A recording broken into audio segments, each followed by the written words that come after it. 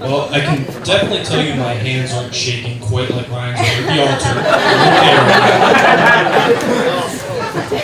For those of you that don't know me, my name is Mark, and I'm Ryan's best man.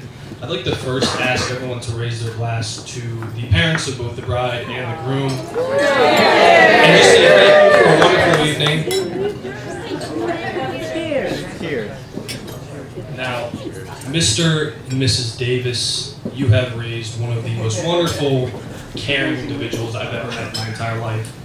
And Rachel, you look absolutely amazing tonight. Mr. and Mrs. Johnson, You did the best you could. Ryan, you look good. So, I met both Ryan and Rachel about 9.5 years ago, early on in my career at LaSalle. And it's no surprise that we find ourselves here today and that they found themselves together because they were both very active in the LaSalle community.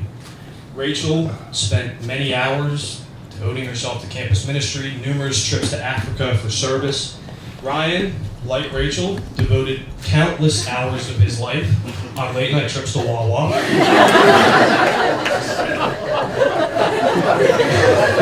So, in all honesty, Ryan and I we've been very close since the day we met.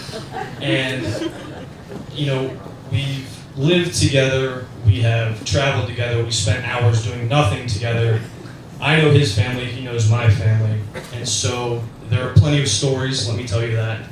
But about 2 months ago, I was in Philly visiting Ryan and Rach, and Ryan had stepped into the shower, and within about 5 seconds, I found Rachel sitting right next to me, and she's looking at me very, very focused. And she proceeds to lay down the ground rules for my toast here tonight.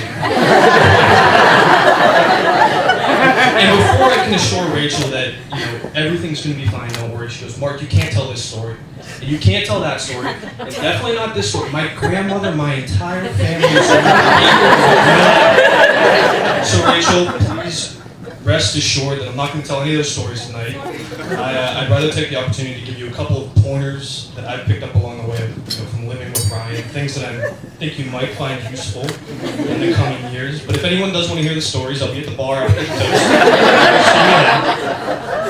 toast. So, these pointers, Rach, I have a whole list of them written down. They're right here. But, make sure everyone get their dinner on time and get some dancing in. I'll pick 4 of them.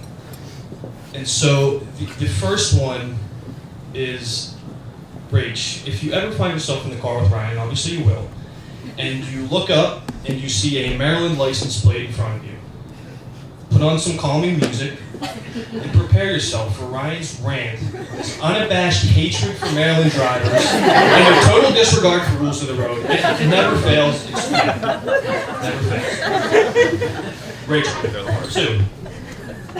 Ryan thinks the Philadelphia Eagles are a good football team. I know he's wrong.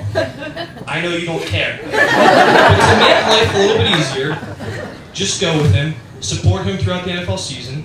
At the end, you have to help him pick up the broken dreams of his Philadelphia Eagles and prepare for next year. Rach, number 3. And this one is very important. After a late night out, and Ryan and I have gone out plenty of times, he's going to wake up in the morning, and he's going to want a coffee, and he's going to want a banana. And as a nurse, I'm sure you'd say banana. That's a great way to nurse your hangover. In these situations, Rachel, please do not let Ryan eat that banana. Because if he eats the banana, or maybe more accurately, when he eats that banana, he's going to feel far worse than he did No bananas after a night of drinking.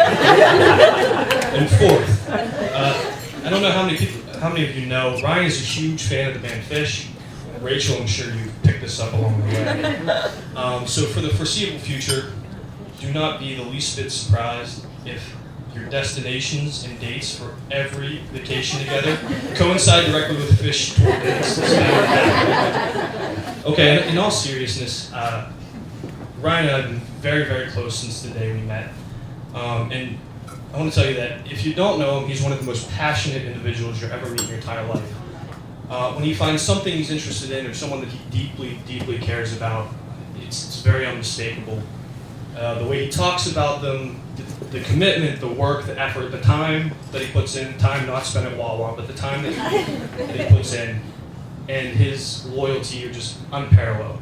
And so I remember the night you two first met, and we're having a party, and it's Josh, myself, and Ryan, and we had a bunch of people over, and Ryan had stepped outside, and he was gone for about 15, 20 minutes, and just as we were going out to check on him, make sure everything was okay, he comes bursting in the door. He said, "You guys won't believe this. I just met the prettiest girl I've ever seen in my entire life." And for those of you that are worried, yes, it was Rachel.